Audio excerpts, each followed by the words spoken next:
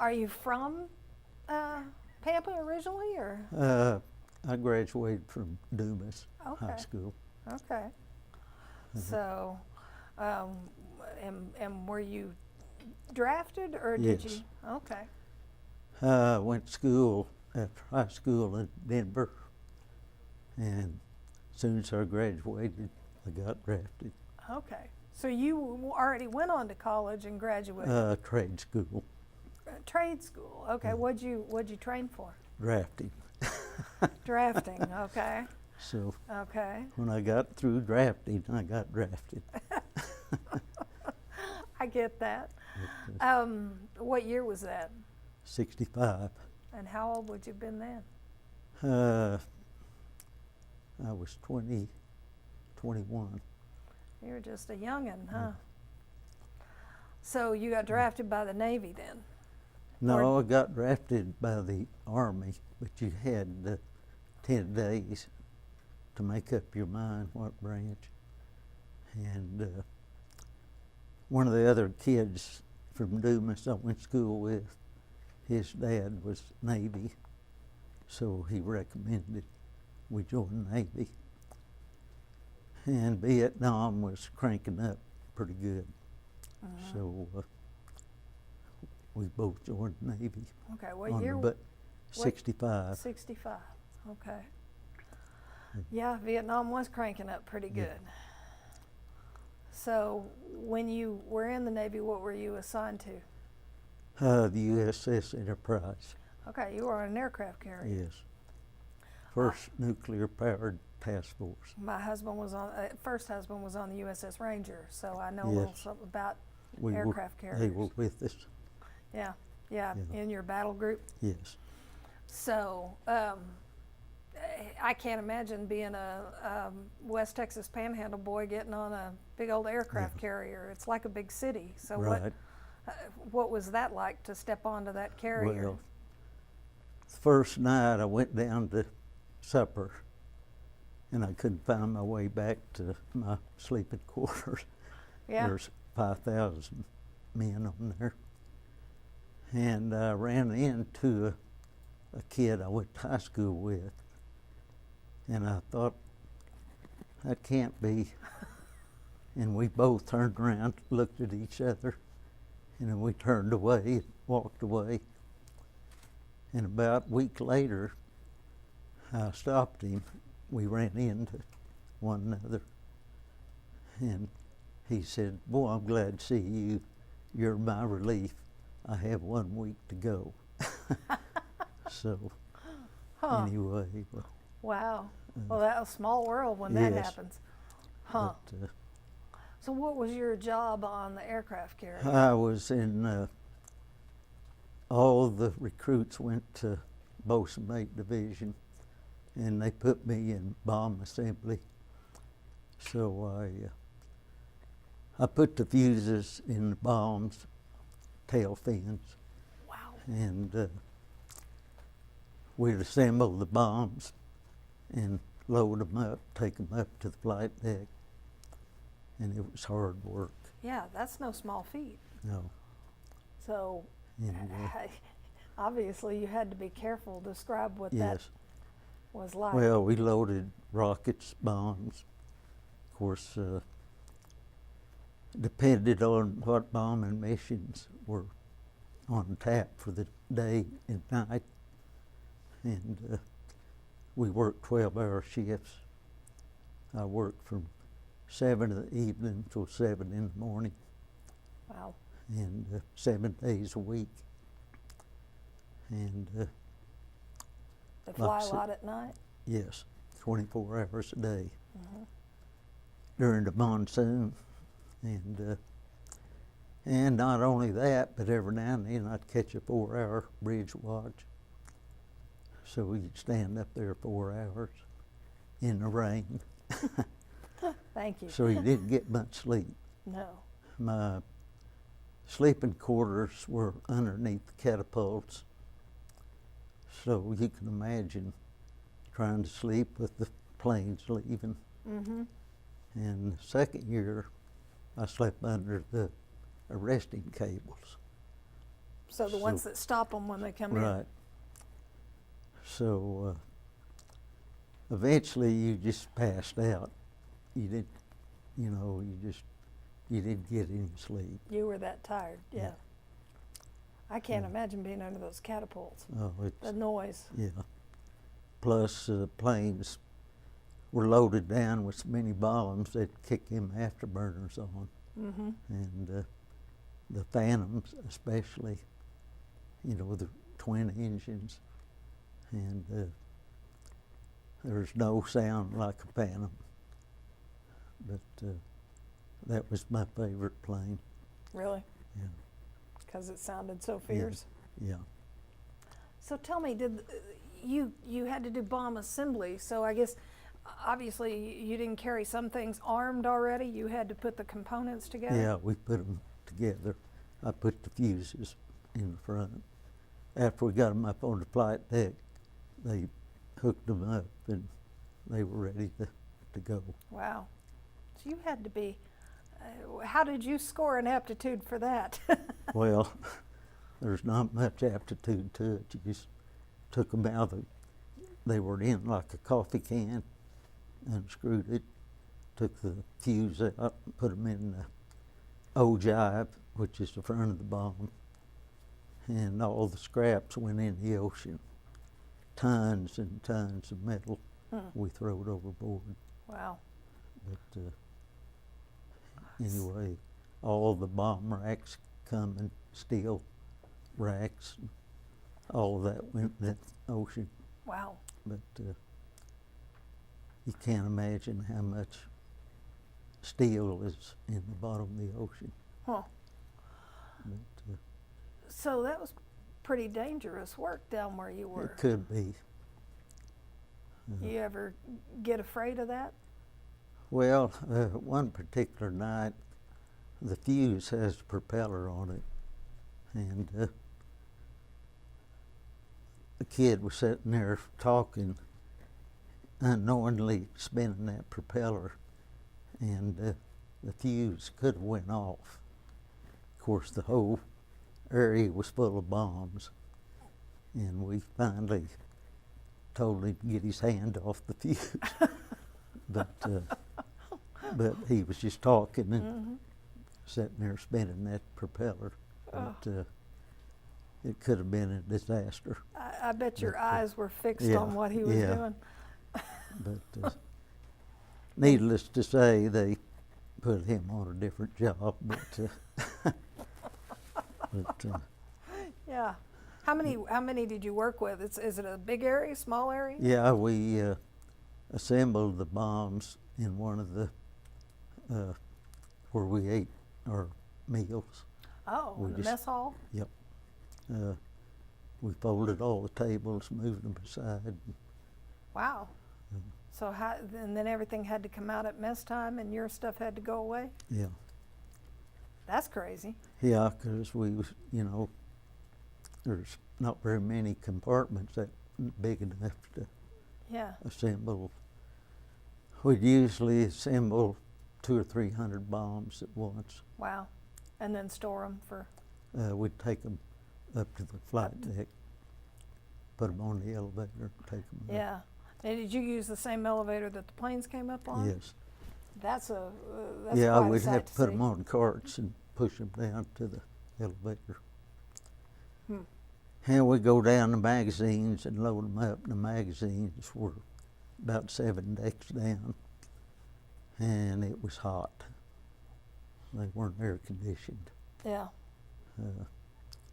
I can remember sweating so much that I don't know if you've ever been out in the rain and mud and you'd get water in your boots, and I'd sweat so much that my boots would be squishy. Mm. It's a good way to lose weight. That's a But, lot. Yeah. Yeah.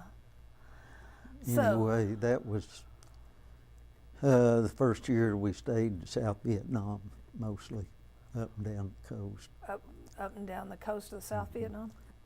And second year, we moved up north, bombed Cap Airfield around Hanoi, and then a bunch of bridges and stuff around Hanoi. Stayed up there all of my second tour. What did you know about where they were going when they left Well, the deck? I talked to the pilots, and of course we knew where everything was taking place. We lost a lot of pilots and planes, both places, but North Vietnam was the worst.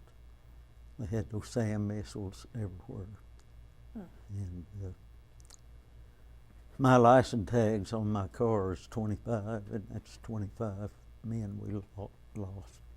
Pilots and crew? Pilot, yeah, Wow. most of them pilots. While you were there? Yeah. I had 2 tours, and it's 25, both tours. How long were your tours? How long Uh, were you over there? I guess just over. I was over there 17 months total. It's a long time. Yeah. Did you come home in between for a little while? A little bit, about, I think we was home total about 3 months. And airline strike was on one of them. I got to spend 10 days at home. So it helped you have a little more time? Yeah. But, That was a lucky airline strike then. yeah. But anyway, well, of course, it all seems like a dream now. It's been so long. Does it?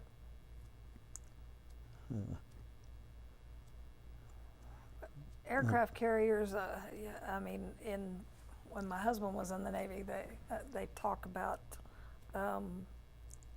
that they have to get through a lot to decide they're going to go after an aircraft carrier Yeah. with all the destroyers and other people Right. in the battle group. Did you ever feel scared though that? Twice. They came after us twice. You know, you always have general quarter drills, and my general quarter space was about a 12 by 12 room, and you lock everything down. And normally we'd sit there and tell jokes and laugh, and then the first time they'd say, "This is not a drill," you could hear a pin drop. Of course, we could hear the planes leaving, and I hate to say this, but my general quarters station was up front, in front of the ship, and my first thought was, I hope it hits back aft, which is not a good thought, but Understandable. I mean, you know, I thought how stupid to think something like that, you know, but anyway, they shot the planes down before they got to us, but we had 2 incidents. Both of That was in North Vietnam. Okay. Both occasions. Yeah, Yeah, I've heard a recording of those general quarters yeah. calls. Yeah, and at that time I was sleeping back aft, and you have to run, you know, to get to your battle station, and if you don't make it, you're locked out. Yeah, they shut And, those doors. Yeah. And I thought, you know, I'd rather be where I could see what was going on. You're locked in those compartments, and I thought about those guys in World War II, you know, going to the bottom, locked in a compartment. I thought, I don't want to die this way. Yeah. Yeah. But Because anyway, they seal off parts of the ship because Right. to keep it airtight yeah, in case you do Yeah. get hit. yes. Mm. So Yeah. anyway, well, they never did make it to us, thank goodness. Well, did you know well the pilots and crew that you lost, or? Not really. The pilots were all good officers. Didn't know them personally. Of course, they had their own staterooms and everything, but they were all friendly. and they treated the regular sailors good and respected us. Of course, they depended on us to have everything in good working order. Right. And but they were good officers.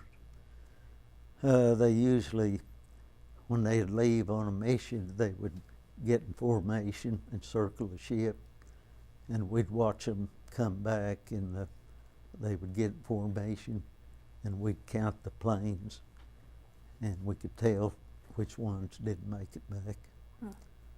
And that was pretty often. So it was pretty sad to look up, and instead of 4 planes, it'd be 2 or 3 or maybe 1. What happened to, what was Well, that they mood was like? either shot down or something. What was and- that mood like on the ship? Well, when it was pretty sad, because you knew they could be captured or dead, one of the two. And it's hard to confirm that from your end, wasn't it? Yeah, it's and you think, well, just an hour ago, everything was fine. An hour later, no telling what's happened to them. But Have you been to the memorial wall in Washington, D.C.? no, I've been to the one that came The here. movable? Yeah, we're gonna have it. We're gonna have the wall that heals here in December for part of this project. Yeah. What was that like to Uh, see even the replica? Very emotional. Cried. Did you look for the names of some of those pilots, or did you know? Not really. I've got them in my cruise books, but there was one particular guy that we lost at sea. His name was Barry. Never found him. I looked at his name. Yeah. He was lost overboard. Never did find him. But the pilots, we did get to know them that well. Right. But, So, what happened when you came home? well, I went back to work in Denver and had a chance to come back to Panhandle. I went to work for Skelly Oil Company. And eventually Getty Oil took over Skelly, and then Texaco took over Getty. And I was a pumper, retired after 31 years at 54. So I've been retired almost 18 years. I was fortunate to get to retire early. So I'll be 73 the 27th. Okay, well, happy So, birthday early. Yeah. So I've been real fortunate to, have a good job and able to retire early. Did you encounter some of the protesters and things like that when you Yes. got back home? Yes. We wasn't greeted, like the soldiers are now. The pier was full of flower children and protesters, and I hated it. And at the airports, they'd spit on us, call us names. And one particular time, this buddy of mine, we went up to Berkeley to see Army and Cal play football. And we both had our uniforms on, and there was protesters everywhere. And this policeman started towards us. And I told my buddy, I said, well, we're going to get kicked out. And the policeman said, boys, I got 2 tickets to the game I was supposed to give to the first 2 servicemen. And he said, you'll be sitting beside this couple. And I couldn't believe it. And it was right on the 50-yard line. And it was an old doctor and his wife. And that was the first time anybody had done anything, other than protest or call us a name. In fact, if we could get civilian clothes, we'd wear them, because if you had your uniform on, you didn't want to go around San Francisco. But that was our home port, was Hunters Point. Oh, But those anyway. tickets must have been pretty special. Yeah, it was. In fact, I've still got the stubs. Yeah, okay. It was a good ball game. It was 6-0. Army beat them. So you're a Navy man, but it was all right Yeah, for Army to yeah. win, huh? But yeah, there was protesters everywhere. Both times we come back, they was waiting for us on the pier. How do you compartmentalize that now? How do you look back at the war and kind of Well, come to grips with all of it? The thing that really made me mad is when a bunch of them run off to Canada, and then, they pardoned all of them. Well, none of us really wanted to go, but, we went and done our job, and there was, 58,000 died for, and we really didn't accomplish a whole lot, but everybody done their duty. Did you understand what you were there to accomplish? Well, at the time, we thought we was helping the South Vietnamese, but looking back now, I don't know. But I remember Lyndon Johnson coming on our speaker the night that he declared war, and we all cheered, They played it on the intercom, and everybody on the ship was cheering. But little did we know it was going to be a 10-year deal. Yeah. know. Yeah. But anyway. Do you understand now what the protests were all about, or? No, I don't, and I don't think they did either. Okay. Just like these going on right now. Half of them don't know what they're protesting about. But I'm old school, but anyway. I understand that. But As you look back, what do you think you took from that experience? well, I grew up a lot, and that's the number one thing. And my outlook on life changed a bunch. How so? Well, I was kind of happy-go-lucky before I went in, and like when I was going to school, my main priority was where the next party was, and but after that, work and stuff like that was my main priority, and making something out of myself. But 60s was, I don't know, a bad time all the way around. I guess you had to live it to, no, I don't think any of you are old enough. I am. I thought maybe you might be, but I didn't want to. Didn't want to embarrass you or Yeah. anything. Well, I thank But- you for your service. Okay, thank you.